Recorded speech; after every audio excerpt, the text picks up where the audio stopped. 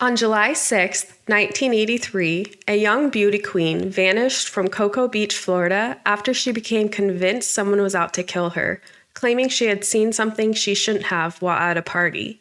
Authorities have been stumped as to what happened, though 2 serial killers have been linked to her disappearance. To this day, no suspect has been officially named, and she remains missing.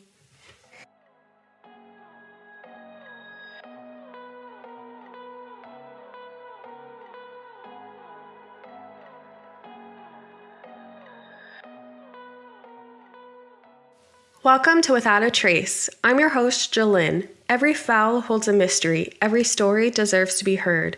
This is Tammy's story. Tammy Leppert was born on February 5th, 1965, in Rock Ledge, Florida. Her mom, Linda Curtis, was a modeling agent and guided Tammy's career, explaining, quote, "I was constantly busy running her around to where she had to go and what she had to do. And I enjoyed it. I enjoyed watching her excel because she always went for the best that she could go for, the highest level."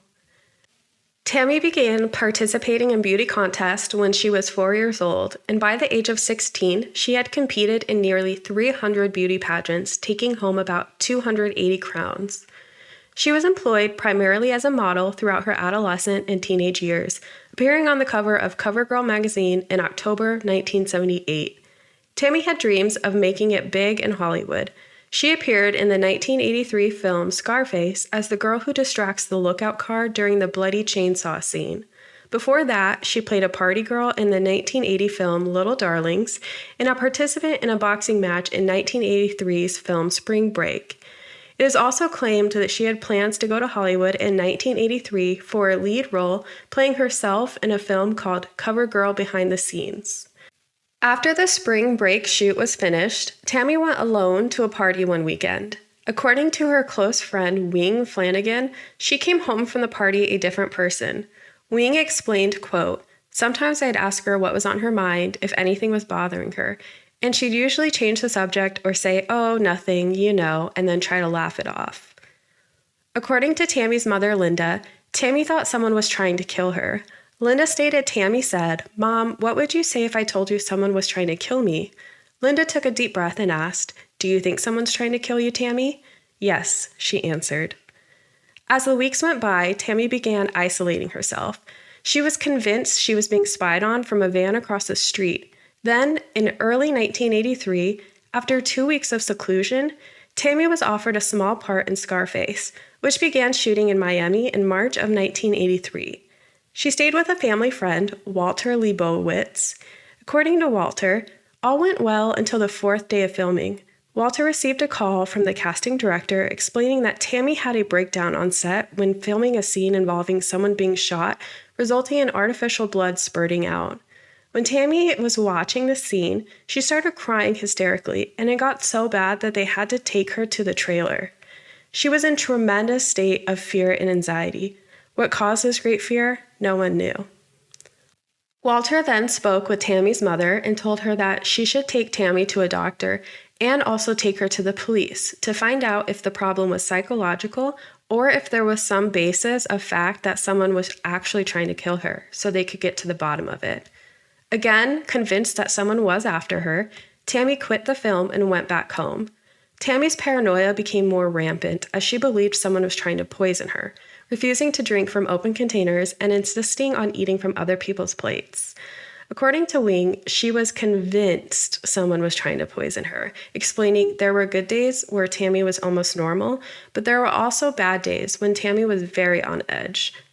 At her mother's insistence, Tammy did talk to the local sheriff, but apparently never mentioned that she felt her life was in danger. On July 1st, Tammy finally snapped. She accused her best friend Wing, who had lived with Tammy and her mom from the age of 11, of looking at her. Tammy flew into a rage and went outside, with the door closing behind her. Realizing she was locked out, Tammy battered the door and even grabbed a baseball bat to smash out the windows of her house. After Wing let her back in, he was met with a tirade of verbal abuse while she hit him with her hands. Tammy yelled and screamed, accusing family and friends of trying to poison her. It was at this moment Linda knew something was seriously wrong with her daughter. Linda handled the incident, but didn't know if she was going to be able to handle the next one. Her mother assumed that Tammy had been afraid of being murdered by someone and that she had become overtaken by this delusion. As a result, Tammy's mother checked her into a mental health center for a 72-hour hold. Tammy was examined by a doctor, but psychiatrists there could not find anything wrong with her. A toxicology screening on her blood and urine turned up no indication of drug or alcohol use. Tammy was released from the medical center with plans that Linda would arrange therapy for Tammy. Following the 72-hour hold, Tammy returned home, but was still insistent that he would kill her, never naming who he was. According to Linda, Tammy still seemed nervous, insisting that she'd seen something awful that she was not supposed to see at the spring break cast party. Tammy refused to divulge exactly what she saw and kept insisting that they would come after her. She arranged to meet her best friend, Rick Adams. She sobbed as the pair prayed in a church and as he dropped her off at home. She told her that she loved him and that she may be away for a while. The next day at 11 a.m. on July 6, 1983, Tammy was picked up at her home by a 20-year-old male friend, Keith Roberts. She told her mom she was going to the beach and would be back in a while. As Tammy left the house, Linda noticed her daughter had not combed her hair before leaving the house, which was very uncharacteristic of her daughter, as she usually spent a considerable amount of time on her appearance before going anywhere. While the two drove to the beach, Tammy and Keith started to argue.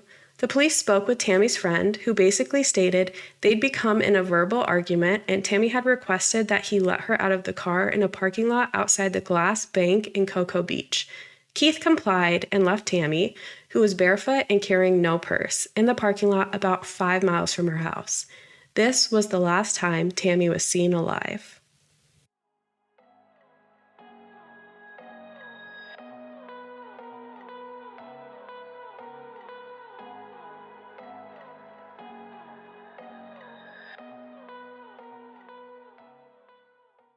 Tammy was last seen in Cocoa Beach, Florida on July 6, 1983.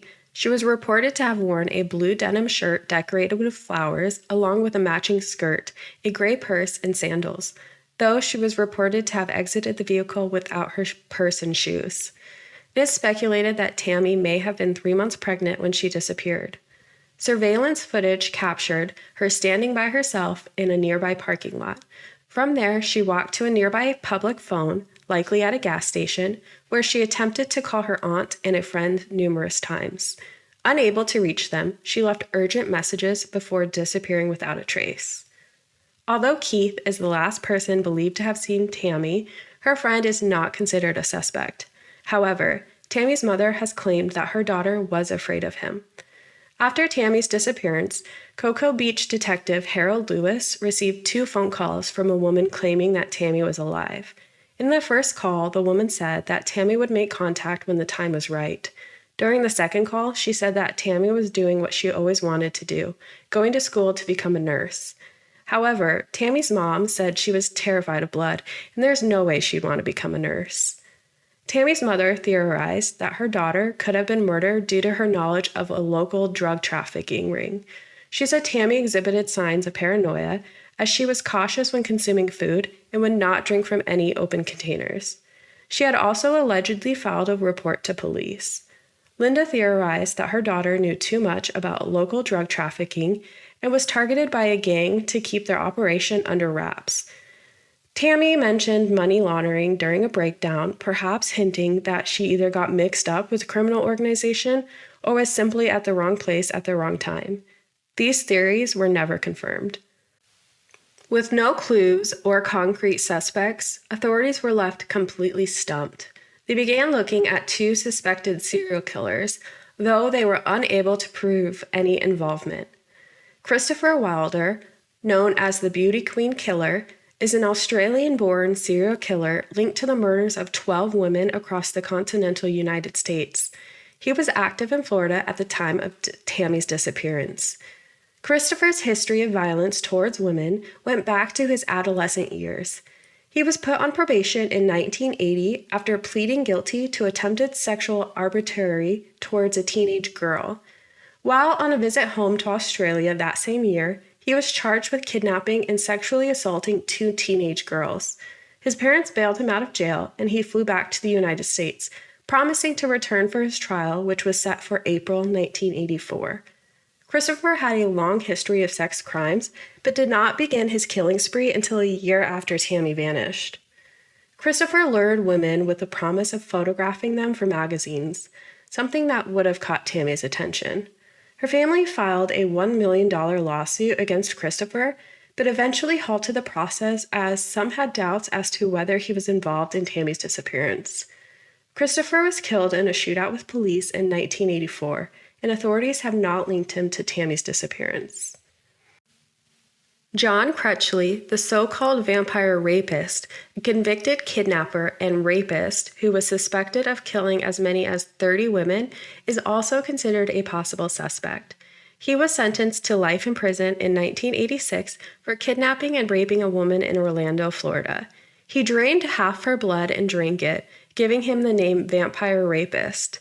John committed suicide in prison in 2002, and authorities have not been able to link him to Tammy's disappearance. Tammy's DNA profile has since been processed, and several unidentified decedents have been ruled out as being the remains of Tammy.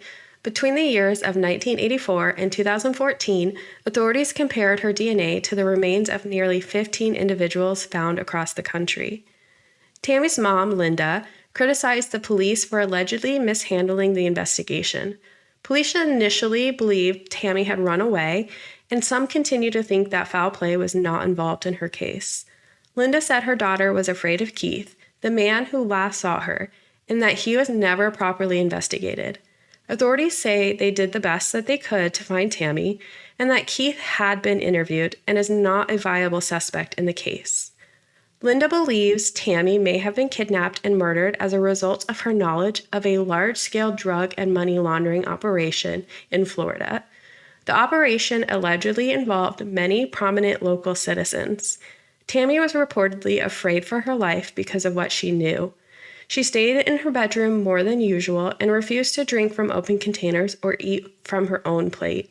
To this day, no suspect has officially been named. Thank you for listening to Without a Trace with your host, Jolyn.